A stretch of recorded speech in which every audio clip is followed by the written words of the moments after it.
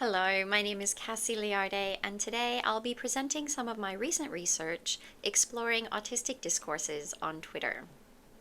So to give you a bit of background as to what motivated this study, a friend of mine has a 12-year-old son who, when he was 3 years old, was diagnosed with autism.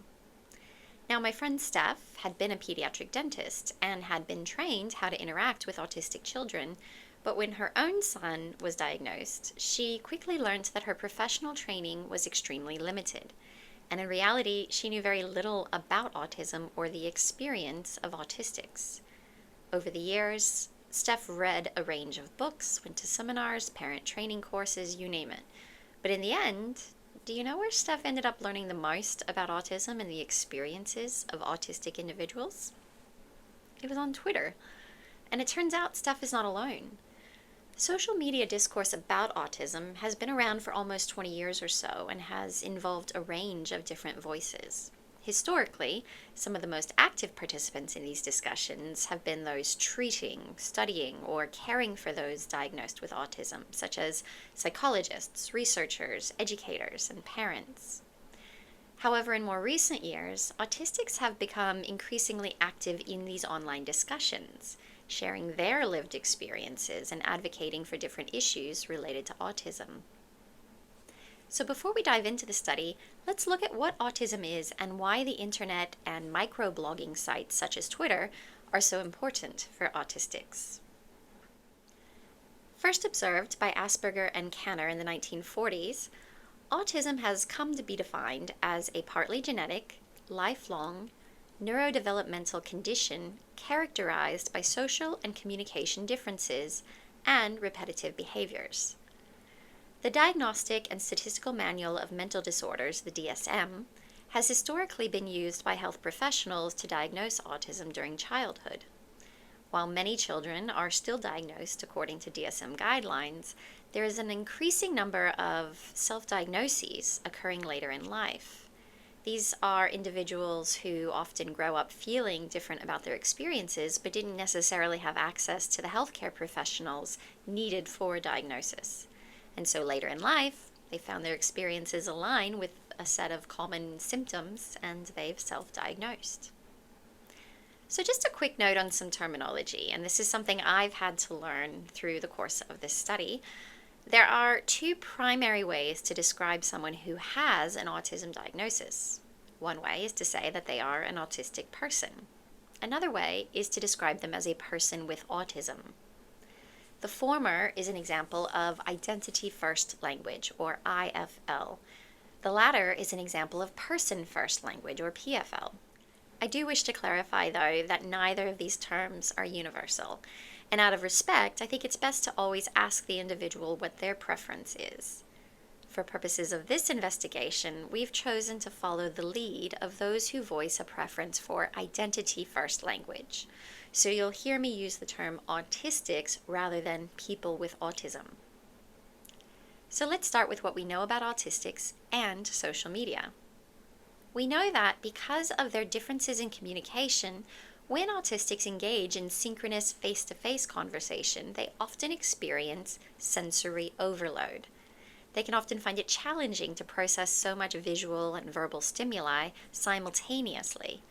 And a big part of that is that they are taking in so many more cues than someone who is neurotypical and may be processing fewer cues within that same context. In other words, they're seeing and processing a lot more, and thus it can be hard to manage so many cues at the same time. As a result, many autistics find social media and the temporally asynchronous and more visually mediated communication that it affords to be much more suited to their communication preferences. Asynchronous online communication relies much less on nonverbal cues, and it allows asymmetrical relationships. If you think about it, if you comment on a tweet, there's no obligation from the original person who posted that tweet to reply back to you. Whereas if I come up to you in person and make a comment about your jacket or something, or even if I'm just standing in the lift with you and start to make small talk, then it would be quite strange and awkward if you didn't reply to me. Non-reciprocation in a face-to-face interaction is interpreted as a rejection. Whereas on social networking sites, it's not. It's completely fine. This dilution of conversational obligation provides autistics a less stressful forum where they are able to relate to and interact with other people on terms which are perhaps more suited to their individual social and communication needs.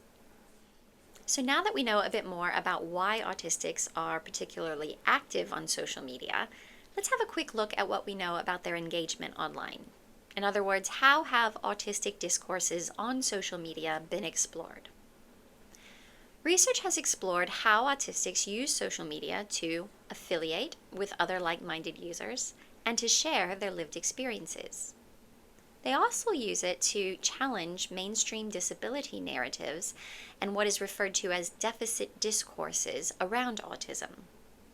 You see, historically, autism has been viewed through a biomedical model of disability wherein the focus is on the disease, its causes, and subsequently how to cure or treat this condition. This deficit view of autism has heavily influenced how autistics are portrayed in media, as socially dysfunctional, unable to form interpersonal relationships, and causing an undue burden on their families. To counteract these harmful stereotypes, autistics frequently turn to social media to promote a social model of disability that celebrates neurodiversity. When speaking out against harmful narratives, autistics often use hashtags such as Asking Autistics, Autism Acceptance, and Autism Awareness to not only affiliate with other like-minded users, but also to advocate against harmful practices and organizations. Notably, one of the most common targets of autistic cyberactivism is Autism Speaks, a neurotypically run nonprofit organization that sponsors autism research and conducts autistic awareness and outreach activities. So why do autistics on social media speak out against Autism Speaks through hashtags such as Boycott Autism Speaks? Well, it can be traced back to 2009 when the organization released a fundraising video entitled I Am Autism. The video featured a menacing voiceover declaring, "I am autism. You have no cure for me. I have no interest in right or wrong. I will plot to rob you of your childhood and your dreams. I am autism. You ignored me, and that was a mistake." Although the organization eventually took down the video and denounced it as ill-conceived, it was significant in that it represented a deeper and more troubling assertion about the extent to which autistic people are capable of communicating about themselves and their lives. In the years since, many autistics have mobilized against Autism Speaks and the hatred, fear-mongering, eugenics, stigmatization, and oppression that it represents. When speaking out against Autism Speaks, one of the most popular and enduring hashtags that autistics turn to across social networking sites is actually autistic. Whenever Autism Speaks is debated on social media or discussed in the news, the actually autistic community is among the first to respond and reinforce its autist topoi. That is, autism is not the source of autistic people's struggle, but rather anti-autistic ableism is. Since the hashtag was first used on Twitter in 2012, the actually autistic online community has become a place where members reclaim their autistic identity from organizations and professionals who, they argue, have leveraged autism on social media to propagate harmful deficit discourses. Those using the hashtag often write about the damage caused by reductionist ableistic views of autism, inviting readers to question their own assumptions about their expertise, authority, and autism. Notably, although the hashtag was initially used to counteract such harmful stereotypes, it has since grown to become a social space where autistics can safely commune and share their own experiences without fear of discrimination or judgment.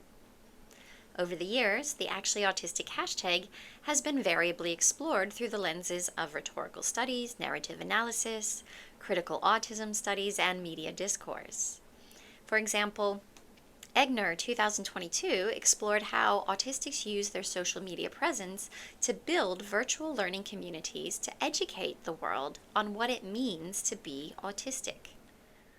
Research has further revealed how autistics will often turn to social media when seeking to learn about the condition because they learn more from the experiences of other autistics than from current research literature or online health sites.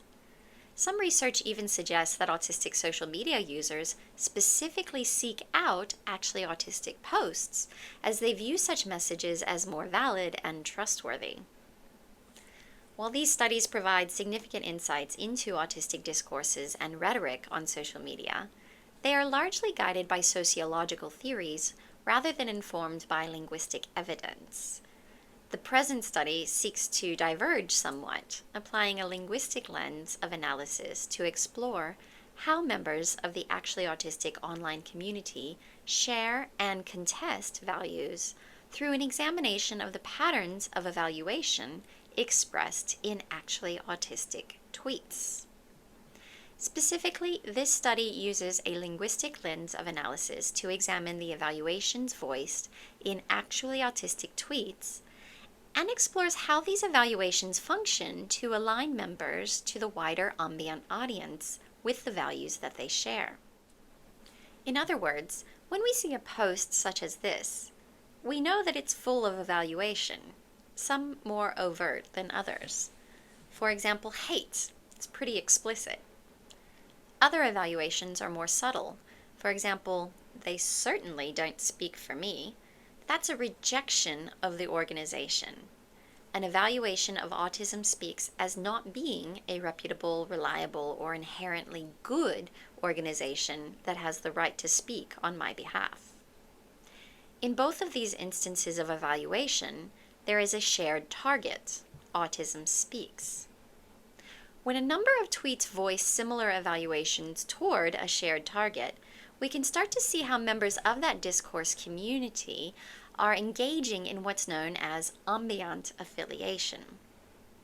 So while affiliation has been variably explored through the lenses of communication studies, Michelle Zapavinha has elaborated affiliation theory and mapped it within a robust theory of language, systemic functional linguistics.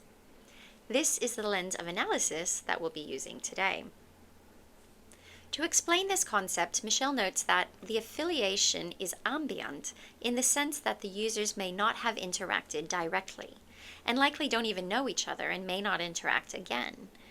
There is a sense of coexisting and building off of one another's ideas through a close digital proximity, without the obligation or even tendency to interact directly.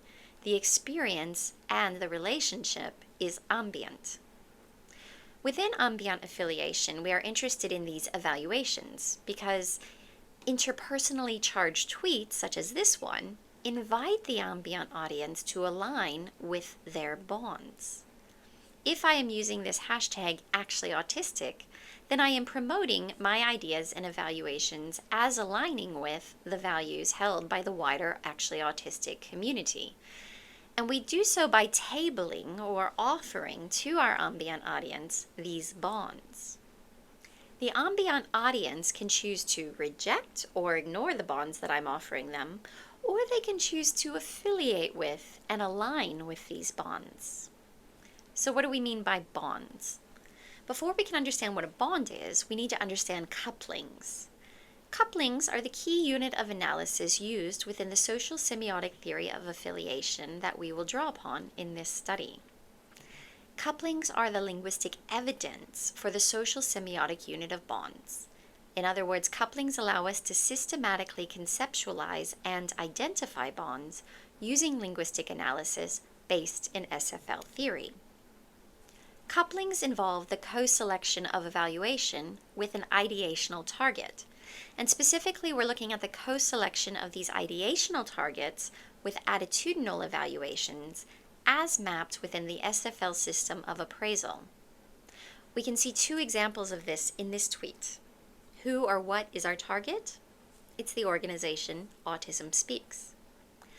What attitudinal evaluation are we using to evaluate them? Well, first, we're negatively judging them. this organization or the people behind the organization do not have the capacity or propriety to speak on my behalf. We also see the attitudinal evaluation of affect through this use of hate. So we have two couplings, both negatively evaluating Autism Speaks and offering to the ambient community these bonds around which others are invited to align and rally around or to reject and ignore. To be able to examine and identify these couplings, we need to have a little bit of background on the theory of language that we're working with. So let's have a look at SFL, or Systemic Functional Linguistics. SFL is a social semiotic model of language concerned with linguistic choices as made within their social contexts. In other words, SFL views language as a meaning-making system. And this meaning-making system is interested in the meaning-making choices that occur simultaneously across three metafunctions: ideational, interpersonal, and textual. Within the ideational metafunction, language functions to construe different kinds of experiences. It tells us what the text is about. The interpersonal metafunction is concerned with the social relationships different participants in the text are enacting. This is where the language functions to express evaluations and stance. The textual metafunction is where language functions to organize the flow of information into messages. Notably, many studies investigating hashtag communities focus on the ideational meanings around which the hashtag discussions center. However, given our focus is on the ways actually autistic users commune with one another in terms of the values that are shared, our focus is largely on the interpersonal metafunction. SFL helpfully provides an elaborated model to understand these evaluations, that of appraisal. The system of appraisal consists of three subsystems: attitude, engagement, and graduation. Attitudinal evaluation models three subcategories through which evaluative meanings can be expressed. This is through affect, judgment, and/or appreciation. Engagement focuses on managing the space for alternative propositions, and graduation is concerned with the scale or strength of the evaluative meaning. The analysis presented in this study primarily focuses on the attitude system and its three key dimensions: affect, appreciation, and judgment. Specifically, we refer to affect as emotional reactions of inclination, happiness, security, and satisfaction. Judgment involves judgments of behavior, normality, capacity, tenacity, veracity, and propriety.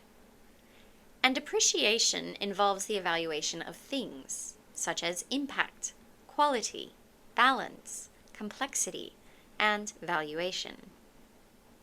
When a member of an online social media discourse community evaluates a common ideational target, such as Autism Speaks, we can analyze their evaluations and the coupling of attitude with that ideational target using this subsystem of appraisal.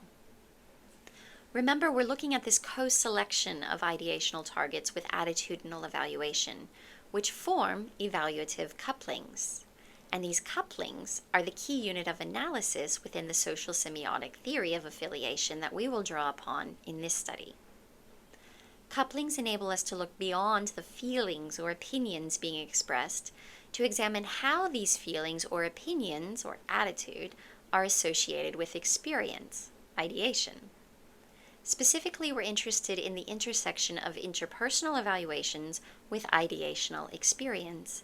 As Martin 2010 explains, the coupling of experience with evaluation, when shared by interlocutors, creates a bond. It is these bonds which form the basic building blocks of the individuation hierarchy, clustering into subcultures and master identities to which community members subscribe. To illustrate this concept, let's look at this online exchange about a voiceover artist, Tara Strong. The first user offers to the ambient community his assessment of Tara Strong as the choice for the character Harley Quinn. In this interaction, users 1, 2, and 3 express their disapproval of Tara Strong as the voice artist for this character, and user 4 queries their stance and characterization of her as controversial. User 3's reply to this query then features a coupling, wherein the ideational target, Tara Strong, is being evaluated with negative judgment, namely, there is so much controversy around her. The coupling offers to the ambient community bad Tara Strong as a potential bond which they can choose to align or de-align with, depending on their stance toward the 6 listed judgments: racist, supporter of PETA, etc. In this dialogic exchange, user 5 shows collective support for this bond by rallying around the ideation, Tara Strong, attitude, negative judgment coupling in an act of what Knight 2010 describes as communing affiliation. Specifically, user 5 jumps into the exchange and elaborates on user 4's already long list of grievances against Tara Strong by adding that she is an ableist and supports Autism Speaks. While this example illustrates how members of an online discourse community dialogically interact and bond around a shared value, many times members of an online community express such evaluations in the absence of paralanguage and often repartee. Take, for example, the following tweets evaluating other supporters of Autism Speaks, Jack Black and William Shatner. When tabling these couplings, members of the Actually Autistic community are engaging in ambient affiliation. Other readers of these tweets likely do not know the person posting them, but by using the Actually Autistic hashtag, these interpersonally charged tweets are inviting other members of the community to align with these bonds, namely, Jack Black bad and Autism Speaks bad. So you may have noticed that the 2 constants in these tweets are that they use the Actually Autistic hashtag and that they all mention the organization Autism Speaks. The dataset analyzed in this paper is drawn from a specialized corpus of Actually Autistic tweets. Notably, when conducting research into social media discourse, and particularly those on Twitter, researchers are not always required to apply for human ethics approval. The tweets analyzed in this study are published publicly, and arguably a key motivation for using a hashtag on a social networking site is to increase the visibility and the reach of a post beyond the user's database of followers. However, autistics have historically been marginalized and misrepresented in both research and in social media domains. Our preliminary analysis of Actually Autistic tweets revealed a strong advocacy for ensuring that authentic, actually autistic voices are being properly represented. And a key theme amongst these tweets is that of consent and the avoidance of over-speaking or speaking over silencing autistic voices. Further, given that our study aims to better understand the values around which a specific online discourse community communes, we sought and were granted human ethics approval to contact and recruit participants via Twitter direct message. In an effort to protect the anonymity of these individuals, some words within the tweets have been omitted, phrases have been reordered, and/or only excerpts from within a given tweet are reported. Now, it's important to note that the 100 tweets analyzed in this study are not necessarily representative of our larger corpus or the full body of Actually Autistic tweets available online. Instead, these tweets are simply the first 100 that also made specific mention of the organization Autism Speaks. Each tweet was transcribed and then analyzed for attitude ideational couplings. The aim was to identify the most common ideational targets and the interpersonal impact of these ideation attitude couplings. So what did we find? Our analysis revealed that, consistent with the values examined above, the tweets communicate an overwhelming disdain for the organization Autism Speaks and for the practices that they endorse, such as ABA therapy. In total, the 100 analyzed tweets table 265 ideation attitude couplings, and of them, Autism Speaks was the most common ideational target. Unsurprisingly, all 113 couplings that evaluated Autism Speaks were negative, with the majority expressing negative judgment, followed by negative appreciation. The couplings were similarly critical of ABA therapy, individuals or organizations who support Autism Speaks, the I Am Autism campaign video, and Autism Speaks symbols.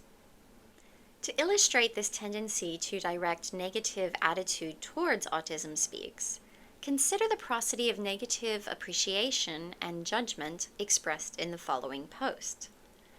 This tweet tables the following couplings.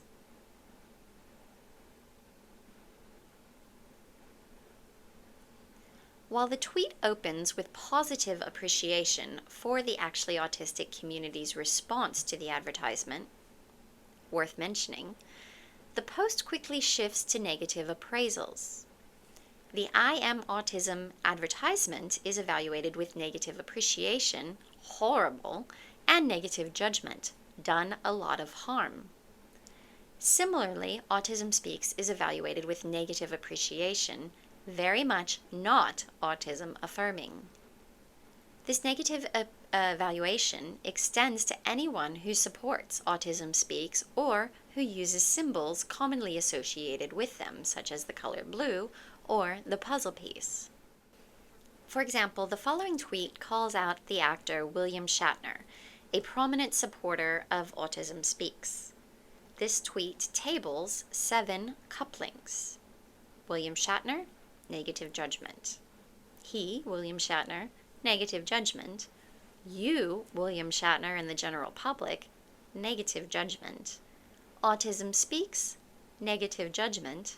Puzzle piece, negative judgment. Actually Autistic, positive appreciation. And again, Autism Speaks, negative affect. The tweets also targeted other supporters of Autism Speaks, including celebrities such as Jack Black and Dolly Parton, media figures such as Thomas A. McKean, Julia Hartley-Brewer, and companies like Home Depot and Twitch. For example, T7 and T8 below first invoked negative judgment for the individuals who are supporters of Autism Speaks, before tabling couplings that negative appraise the organization directly. In doing so, any ambiguity around the user's stance toward Autism Speaks and those who support it is cleared up. Another frequent ideational target for the couplings in the analyzed tweets is ABA therapy, applied behavior analysis, a controversial treatment that many autistics argue pathologizes autistic behavior.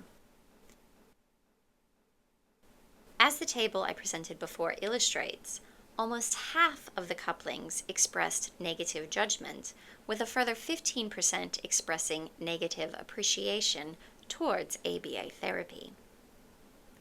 Positive evaluations are reserved for actually autistic people, autistics, and autistic affirming symbols such as the color red and the infinity symbol. Take, for example, the couplings tabled in the following tweets.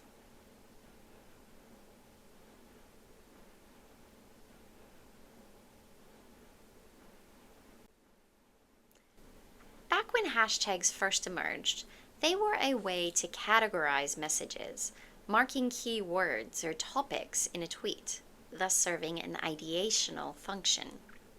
However, hashtags can also serve an interpersonal function, indicating attitude or alignments. It's interesting because we can say that all of these tweets that use the Actually Autistic hashtag, they are offering to the ambient community a bond construed through the coupling that autistics are actual or authentic. Autistics are being positively appraised through positive appreciation. Thus, by using the Actually Autistic hashtag, members are proposing or offering to others a bond that says autistics are the true and reliable authority on autism. So each time the actually autistic hashtag is employed, we could argue that the user is expressing their stance toward members of this community. However, given that our dataset was specifically designed to examine tweets that use the actually autistic hashtag, we only analyzed instances in which the hashtag occurred within the linguistic structure as it is here in tweets 12 through 16. In these tweets, the hashtag is not just used to make the tweet more visible to the wider community, as it would be if we just tagged it on to the end of the tweet. It is specifically being used to evaluate autistics, creators, people, and the community as the true authority on autism. Couplings such as these serve to affirm the individual and community autistic identity, concurrently offering to the ambient audience actually autistic good, autism speaks and everything it does and represents, bad, as bonds they can choose to share or contest.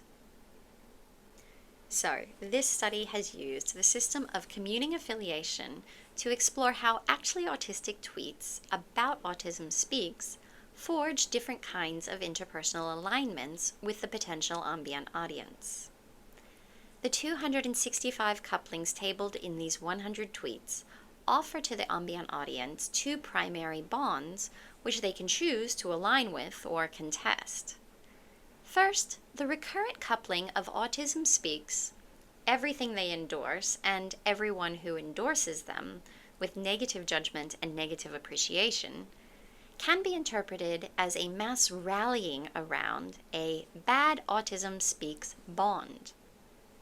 Second, the recurrent couplings of actually autistic with positive appreciation offers to the ambient audience an actually autistic as the true autism authority bond. In summary, this study has drawn on the systems of appraisal and affiliation as mapped within SFL to better understand the patterns of evaluation members of the actually autistic community express when discussing the organization Autism Speaks. In doing so, it presents one of the first in-depth linguistic analyses of the actually autistic hashtag, contributing to the growing body of research into this online discourse community. Our hope is that the findings within this investigation will serve to amplify and clarify the messages communicated by the actually autistic community, and help inform others seeking to better understand their experiences, especially given their distinct position as the true authority, as being actually autistic.